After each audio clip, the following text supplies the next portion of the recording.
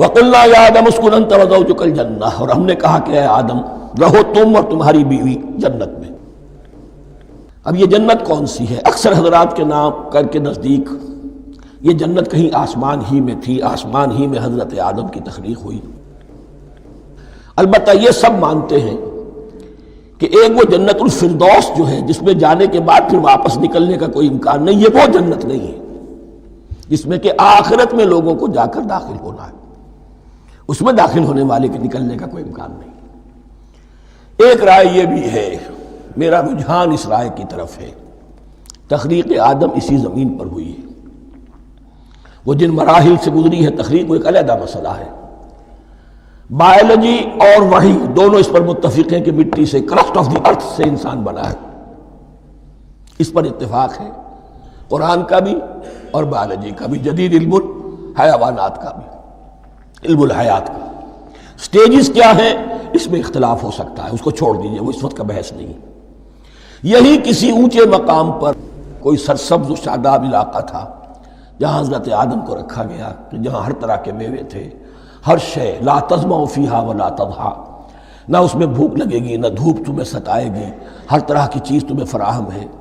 وہاں رکھے گئے ہیں صرف ایک ڈیمانسٹریشن کے لیے، کہ انہیں نظر آ جائے کہ شیطان میرا دشمن ہے، وہ مجھے ورغلائے گا، طرح طرح سے میرے اندر وسوسہ اندازی کرے گا، میرے اور میری اولاد کے، صرف ایک ڈیمانسٹریشن۔ اس کی مثال یوں سمجھیے کہ سلیکشن تو ہو گیا، سی ایس پی گریڈ میں کوئی شخص آ گیا ہے، لیکن اب وہ سول سروس اکیڈمی میں رکھا جا رہا ہے۔ تو یہ کوئی اکیڈمی ہو سکتا ہے اسی زمین پر ہو، صرف بتانا یہ تھا کہ تمہیں معلوم ہو جائے کہ یہ شیطان تمہارا دشمن ہے۔ اس لیے کہ اس میں جو ایک لفظ حبوط کا آ رہا ہے، وہ حبوط صرف ایک ہی معنی میں نہیں ہوتا، دوسری معنی میں بھی ہے۔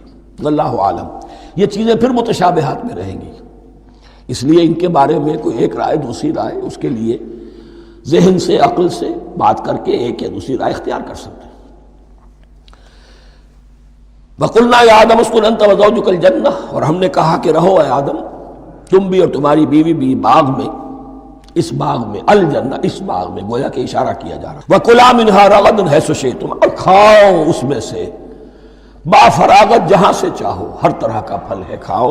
وَلَا تَقْرَبَا هَٰذِهِ الشَّجَرَةَ، یہاں پہ اس درخت کا نام نہیں دیا گیا، اشارہ اس درخت کے قریب مت جانا۔ فَتَكُونَا مِنَ الظَّالِمِينَ، تو تم ظالموں میں سے ہو جاؤ گے، تم حد سے گزرنے والوں میں سے ہو جاؤ گے۔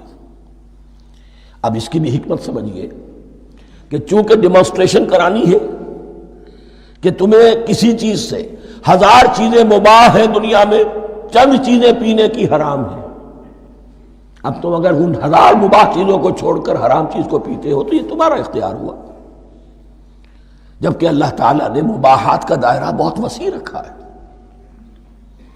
جس سے چاہو چند رشتے ہیں جو بیان کر دیے گئے، یہ حرام ہے، محرمات ہے، ابدیہ ہے، ان سے تو شادی نہیں ہو سکتی، باقی کسی مسلمان عورت سے دنیا کے کسی کونے میں وہ شادی کر سکتے، کروڑوں کے آپشنز آپ کے لیے خالی کھلے ہیں، لیکن پھر بھی انسان شادی نہ کرے، زنا کرے، یہ گویا کہ اس کی اپنی خباثت نفس ہے۔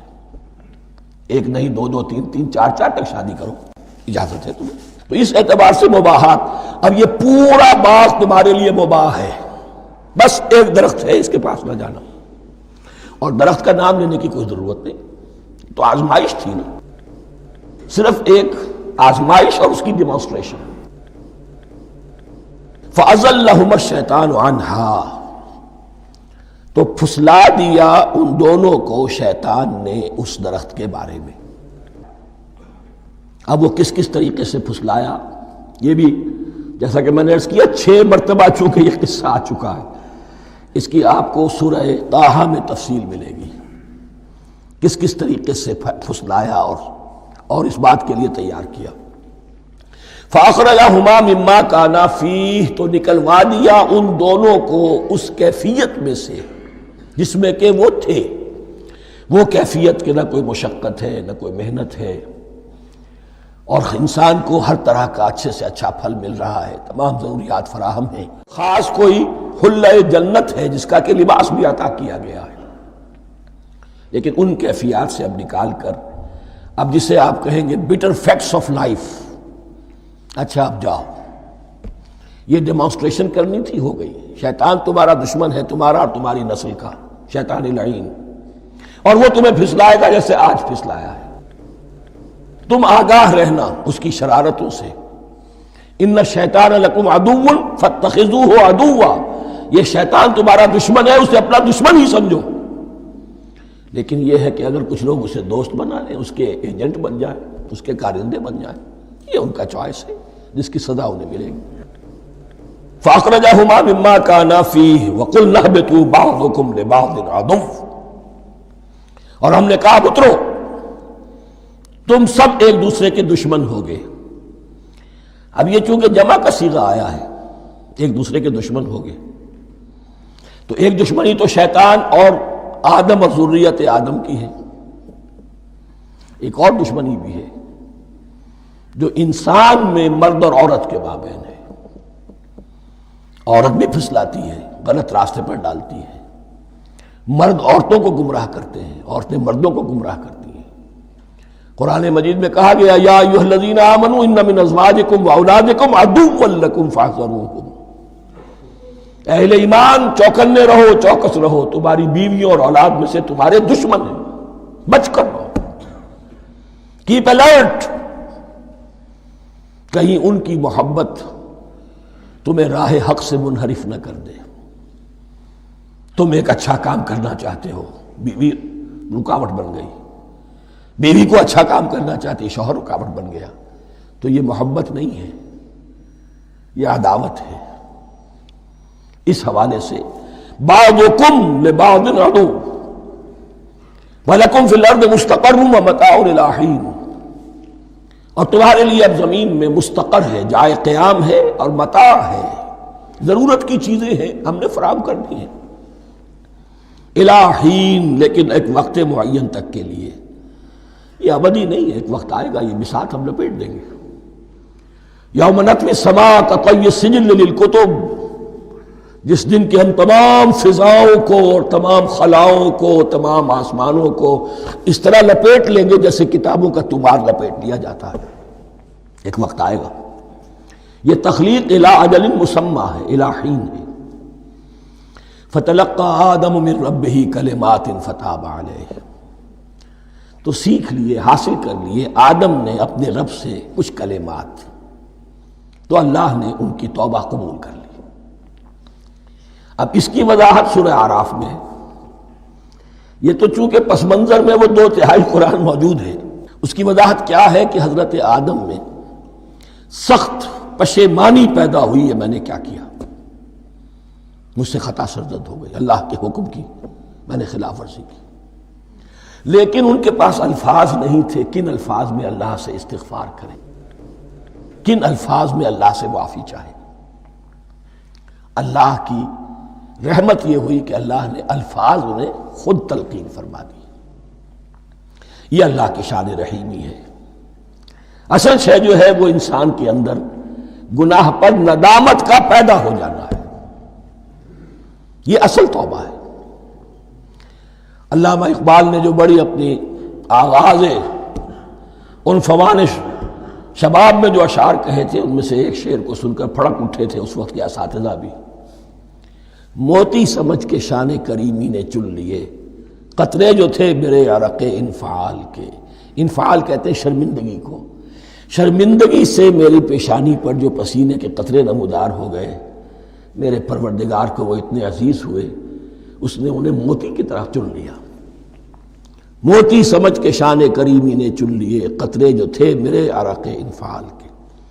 تو فتلقى آدم من ربہ کلمات، ان پر پچھتاوا ہوا، ندامت ہوئی، اللہ نے انہیں الفاظ، وہ الفاظ کیا تھے وہ سورہ اعراف میں ہیں، ربنا ظلمنا انفسنا وان لم تغفر لنا وترحمنا لنکونن من الخاسرین، اے اللہ ہم نے اپنی جانوں پر ظلم کیا ہے، اور اگر تو نے ہمیں بخش نہ دیا اور رحم نہ فرمایا تو ہم تو خسارہ والوں میں ہو جائیں گے، تباہ ہو جائیں گے، برباد ہو جائیں گے۔ یہی پر فوری تقابل موجود ہے۔ غلطی ابلیس سے بھی ہوئی، حکم سے سرتابی ہوئی، لیکن اس پر ندامت نہیں ہوئی، تکبر کی بنا پر اور اکڑ گیا، انا خیر منہ۔ غلطی آدم سے بھی ہوئی، نافرمانی ہوئی لیکن اس پر پشیمان ہوئے اور توبہ کی. وہ شیطنت ہے، یہ آدمیت ہے، ورنہ کوئی انسان گناہ سے اور معصیت سے مبرہ نہیں ہے. حضور کی ایک حدیث ہے، کل بنی آدم کلکم خطاؤون، کل بنی آدم خطاؤون وخیر الخطائین التوابون. آدم کے تمام اولاد، تمام انسان خطا کار ہیں، ان خطا کاروں میں بہتر وہ ہیں، اچھے وہ ہیں جو توبہ کرتے ہیں.